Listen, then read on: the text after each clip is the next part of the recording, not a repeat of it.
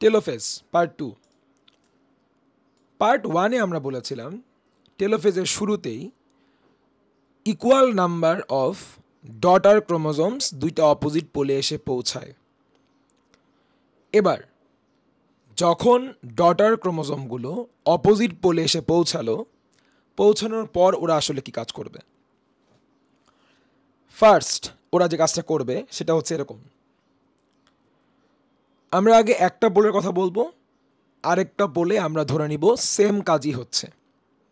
For example, এই পোলটাতে, এই যে স্পিন্ডল অ্যাপারেটাসের নিচের এই পোলটাতে যেই 4টা ডটার ক্রোমোজোম এসেছিল, এর মধ্যে থেকে যে কোনো একটা ডটার ক্রোমোজোমে আমরা দেখতে পারবো স্যাট। না ভাইয়া, এভাবে করে বললে আসলে তুমি কিছুই বুঝবা না। হুট করে স্যাট কি, কেন আসলো, কি হলো না হলো একটু বুঝিয়ে বলতে হবে। খেয়াল করবেন, আমি তো আগেই বলেছিলাম শুধু ক্রোমোজোম দিয়ে কি আমরা নতুন একটা নিউক্লিয়াস বানাতে পারবো না। নিচের পোলে একটা নতুন নিউক্লিয়াস বানানোর জন্য আমাকে তো নিউক্লিওলাস লাগবে, রাইট? আপনি খেয়াল করেন, এখানে নিচের পোলে শুধুই 4টা chromosome, but at the end আমরা কি পাচ্ছি? আমরা কিন্তু একটা নতুন নিউক্লিয়াস পেয়ে যাচ্ছি উইথ আ নিউক্লিওলাস। আমরা এখন যেটা করব, এটার উদ্দেশ্য আসলে নিউক্লিওলাসকে বানানো। কেমন করে বানাতে পারি? আচ্ছা, আমি যা বলি একটু খেয়াল করতে হবে। তাহলে এই যে নিচের পোলে যে 4টা ক্রোমোজোম আসলো, তার মধ্যে থেকে যে কোনো একটা ক্রোমোজোমে তৈরি হবে স্যাট। কেমন করে তৈরি হবে একটু বলা ভালো। খেয়াল করো, আমরা জানি প্রতিটা ক্রোমোজোমে একটা করে পাওয়া যায় প্রাইমারি কনস্ট্রিকশন, হুইচ ইজ আমরা আরও যাকে কি নামে ডাকি? সেন্ট্রোমিয়ার। যেমন এই ক্রোমোজোমে এই যে সেন্ট্রোমিয়ার। কনস্ট্রিকশন শব্দটা মানে হচ্ছে একটু চেপে গেছে, আটোসাটো হয়ে গিয়েছে এমন একটা এরিয়া। খেয়াল করেছি এই ক্রোমোজোমে এই যেটা কি প্রাইমারি কনস্ট্রিকশন বা সেন্ট্রোমিয়ার, এই ক্রোমোজোমের জন্য এটা কনস্ট্রিকশন বা সেন্ট্রোমিয়ার। তাহলে এই ক্রোমোজোমটাতেও আমরা যদি খেয়াল করি 1 নম্বর ছবিতে, এই কনস্ট্রিকশন কিন্তু আগে থেকেই ছিল। যেটা প্রথমে আসে তাকে আমরা কি নামে ডাকি? প্রাইমারি। তো যেহেতু এই ক্রোমোজোমটাতে এই কনস্ট্রিকশনটা ন্যারো হয়ে গিয়েছে, একটু কনস্ট্রিক্ট করেছে, আটোসাটো হয়ে গিয়েছে, এই এরিয়াটা আগে থেকেই ছিল, এজন্য কি আমরা কি নাম দিয়েছি? Primary constriction. এবং আপনি খেয়াল করবেন উপরের দিকে, এই যে আমার কার্সারটা খেয়াল করবা, এখানে কিন্তু আরেকটা কনস্ট্রিকশন ক্রিয়েট হলো। আমি যতটা পারা যায় জুম করতেছি। এই যে এই কনস্ট্রিকশনটা আগে থেকে ছিল, উপরে কিন্তু উপরের দিকে আরেকটা কনস্ট্রিকশন ক্রিয়েট হলো। এই যে একটু দুই পাশ থেকে কি হচ্ছে, একটু আটোসাটো হয়ে গিয়েছে। তাহলে এটা যেহেতু পরে ফর্ম করলো, এজন্য আমরা কি নাম দিব? Secondary constriction. তাহলে যে কনস্ট্রিকশন আগে থেকে ছিল তারকে আমরা বলেছিলাম প্রাইমারি কনস্ট্রিকশন, আর যে কনস্ট্রিকশনটা পরে ফর্ম করলো আমরা কি বলবো? Secondary constriction. এবার sir, due to the formation of the secondary constriction তৈরি হওয়ার কারণে এই ক্রোমোজোমটার একবারে উপরের দিকে আমরা অ্যাপারেন্টলি একটা রাউন্ড বা স্ফেরিক্যাল গোল একটা আমরা স্ট্রাকচার দেখতে পারতেছি, এবং একেই আমরা বলবো স্যাট, SAT, স্যাট। স্যাটের ফুল মিনিংটা আপনাদের লেভেলে না পড়লেও চলবে, আমি একটু আপনাকে একবারের জন্য হলেও বলে রাখি, সাইন অ্যাসিডো থাইমোনিউক্লিকো। সো এই ক্রোমোজোমের একবারে উপরের দিকে এই গোল রিজনটাকে আমরা নাম দিলাম হচ্ছে স্যাট, SAT, স্যাট। তাহলে আবার একটু বলি, আমাদের টেলোফেজে আমাদের প্রতিটা পোলে যে ইকুয়াল নাম্বার অফ ক্রোমোজোম পৌঁছাবে, তার থেকে যে কোনো একটা পোলে যে কোনো একটা ক্রোমোজোমে, খেয়াল করেন এই যে এটা নিচের পোল, তার মধ্যে যে কোনো একটা ক্রোমোজোমে, আবার এখানে কি এটা উপরের পোল, তারও যে কোনো একটা ক্রোমোজোমে কি ফর্ম করলো? প্রথমে আমি বলবো সেকেন্ডারি কনস্ট্রিকশন। সবগুলো ক্রোমোজোমে আগে থেকে কি ছিল? Primary constriction. প্রথমে এই যে কনস্ট্রিকশন তৈরি হয়, বাট প্রতিটা পোলে যে কোনো একটা ক্রোমোজোমে কি ফর্ম করতেছে? প্রাইমারি তো ছিলই, তারপরে আসতেছে আরেকটা কনস্ট্রিকশন, এই জন্য আমরা কি নাম দিয়েছি? Secondary constriction. তাহলে আমাদের নিচের পোলের জন্য, স্পিন্ডল অ্যাপারেটাসের নিচের পোলে যে 4টা আমরা ক্রোমোজোম পাচ্ছি, তার মধ্যে থেকে আমরা ধরে নিয়েছি আমি যেখানে এঁকেছি সেখানেই যে হবে ওই ক্রোমোজোমটাতেই হবে এমন না, আমি তো বারবার বলতেছি যে কোনো একটাতে হতে পারে। আমরা ধরে নিলাম এই ক্রোমোজোমটাতে এই যে, তাহলে এ ছিল প্রাইমারি কনস্ট্রিকশন, এরপরে নতুন করে তৈরি হলো কি সেকেন্ডারি কনস্ট্রিকশন, এবং সেকেন্ডারি কনস্ট্রিকশন তৈরি হওয়ার কারণে এর উপরে আমরা পেয়ে গেলাম সেট। উপরের পোলেও এই যে যে 4টা ক্রোমোজোম ছিল তার মধ্যে থেকে এই ক্রোমোজোমে প্রাইমারি কনস্ট্রিকশন তো ছিলই, উপরে কি তৈরি হলো সেকেন্ডারি কনস্ট্রিকশন, এবং সেকেন্ডারি কনস্ট্রিকশন তৈরি হওয়ার কারণে এই ক্রোমোজোমটার মাথায় আমরা পেলাম এই রাউন্ড স্ট্রাকচারটা হুইচ ইজ সেট। এভাবে করে প্রতিটা পোলে, উপরের পোলে এবং নিচের পোলে যে কোনো একটা ক্রোমোজোমে প্রথমে সেকেন্ডারি কনস্ট্রিকশন তৈরি হবে। প্রাইমারি কনস্ট্রিকশন তো তৈরি হয়েই ছিল, উপরের দিকে একটা কি হবে, এই ক্রোমোজোমটার একটু উপরের দিকে একটা সেকেন্ডারি কনস্ট্রিকশন তৈরি হয়ে গেল, এবং due to the formation of secondary constriction তৈরি হওয়ার কারণে এই ক্রোমোজোমটার মাথায় at the top of this chromosome, এই ক্রোমোজোমটার একবারে উপরের দিকে আমরা একটা রাউন্ড বা স্ফেরিক্যাল গোল একটা স্ট্রাকচার পাবো, তাকে আমরা বলবো হচ্ছে সেট। এবং যেহেতু এই ক্রোমোজোমটাতে সেট আছে, বলেন এখানে কি কোনো সেকেন্ডারি কনস্ট্রিকশন তৈরি হয়েছে? হয় নাই, এর মাথায় কোনো সেটও তৈরি হয় নাই। এই ক্রোমোজোমটাতেও কোনো সেকেন্ডারি কনস্ট্রিকশন তৈরি হয় নাই, এবং এর মাথাতেও আমরা কোনো সেট পাচ্ছি না। এই ক্রোমোজোমটাতেও কোনো সেকেন্ডারি কনস্ট্রিকশন তৈরি হয় নাই, এজন্য এখানে আমরা সেট পাচ্ছি না। বাট এই ক্রোমোজোমটাতে আমাদের প্রাইমারি কনস্ট্রিকশন তো ছিলই, উপরের দিকে একটা সেকেন্ডারি কনস্ট্রিকশন তৈরি হয়েছে, এবং দেয়ারফর আমরা এই ক্রোমোজোমটার মাথায় আমরা পেয়ে যাচ্ছি সেট। এজন্য এই ক্রোমোজোমটাকে আমরা স্পেশালি কি নাম দিব? Set chromosome. তাহলে আমরা এভাবে করে বলতে পারি আমাদের প্রতিটা পোলে আমরা একটা করে সেট ক্রোমোজোম পাবো। এই যে নিচের পোলে আমরা পেলাম একটা সেট ক্রোমোজোম, উপরের পোলেও আমরা কি পেয়ে গেলাম? একটা সেট ক্রোমোজোম পেয়ে গেলাম।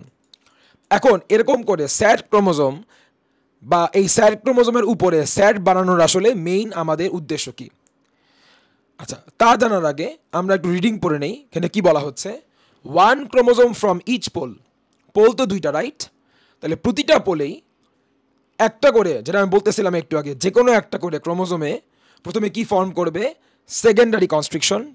এবং due to the formation of secondary constriction তৈরি হওয়ার কারণে আমরা ওই ক্রোমোজোমটাতে, যে ক্রোমোজোমটাতে সেকেন্ডারি কনস্ট্রিকশন তৈরি হলো, তার অ্যাট দ্য টপ একবারে উপরের দিকে আমরা একটা রাউন্ড স্ট্রাকচার পেয়ে যাব, যাকে আমরা কি নাম দিব? সেট।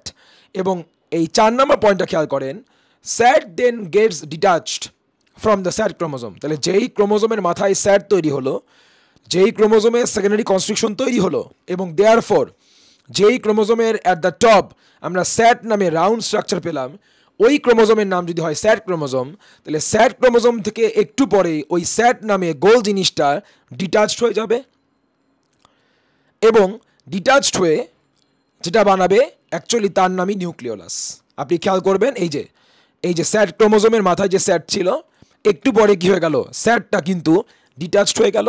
আচ্ছা, আমরা একটু চেঞ্জ করে দিব। এখানে আমরা যেহেতু এই সিকোয়েন্সটা ফলো করতেছি, নিচের পোলে যেহেতু আমরা প্রথম ক্রোমোজোমটাকে বোঝানোর চেষ্টা করতেছি যে প্রথম ক্রোমোজোমটাতে সেট ফর্ম করেছে, প্রথম ক্রোমোজোমটা সেট ক্রোমোজোম, আমরা ওভাবে করেই দেখাই। এই যে এবার নাও ইট ম্যাচেস। এই যে তাহলে এই যে প্রথম ক্রোমোজোমটার মাথায় সেট তৈরি হলো, এবং একটু পরেই এই সেট ক্রোমোজোম এর মাথায় যে সেট ছিল, সেটটা কি হয়ে গেল?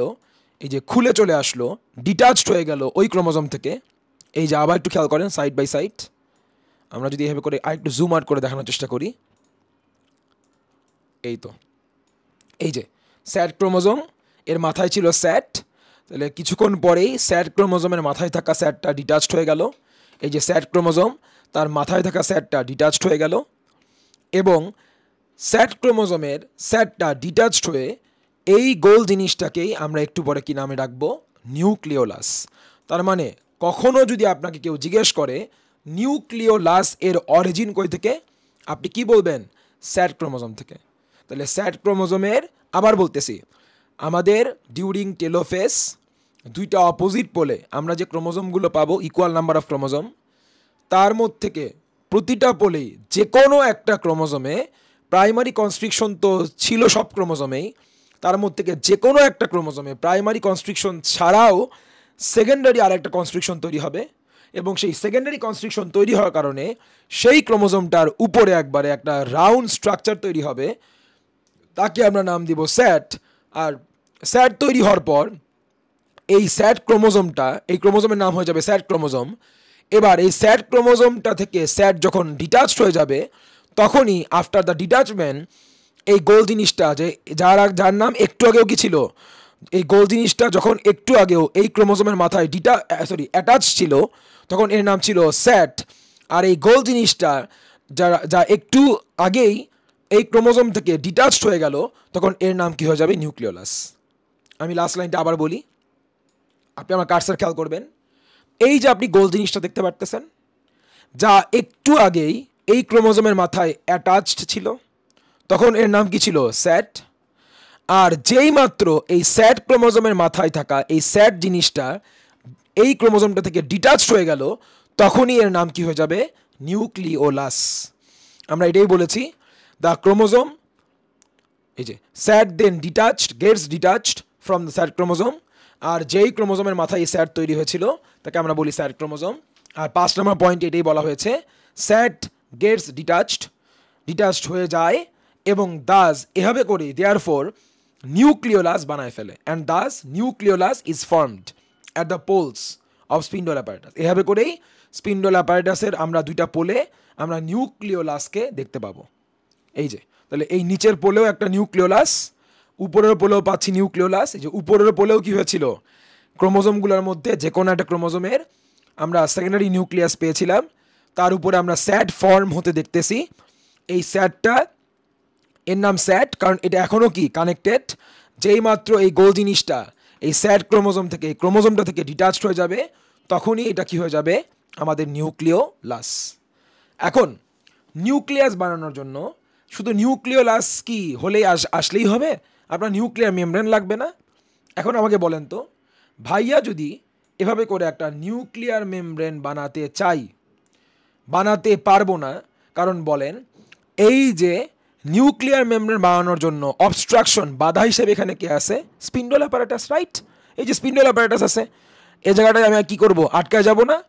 তার মানে আমাকে বলো, আমরা যদি নিউক্লিয়ার মেমব্রেন বানাতে চাই, তাহলে নিউক্লিয়ার মেমব্রেনকে যদি আমরা আবার রিঅ্যাপিয়ার করতে চাই, তাহলে মাঝখান থেকে তাহলে কে ডিসঅ্যাপিয়ার হয়ে গেল, স্পিন্ডল অ্যাপারেটাস ডিসঅ্যাপিয়ার হয়ে গেল।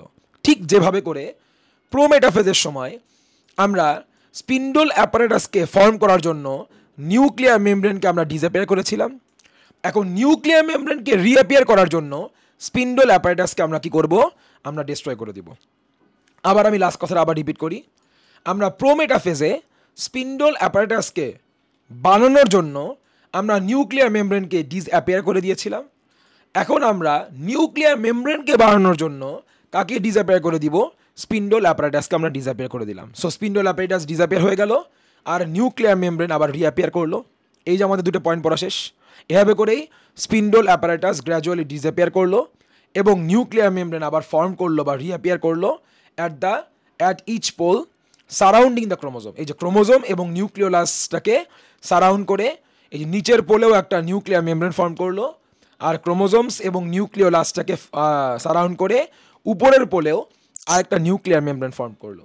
এখন আপনি এই পর্যন্ত একটু ফোকাস করেন, বলেন এখন আপনার কাছে কি আছে, আপনার কাছে দুইটা অপোজিট পোলে নিউক্লিয়ার মেমব্রেন আছে, নিউক্লিওলাসও আপনি পেয়ে গেছেন, ওই যে স্যাট ক্রোমোজোম থেকে স্যাটকে ডিটাচ করে আপনি তো নিউক্লিওলাসও বানিয়ে ফেলেছেন দুইটা অপোজিট পোলে।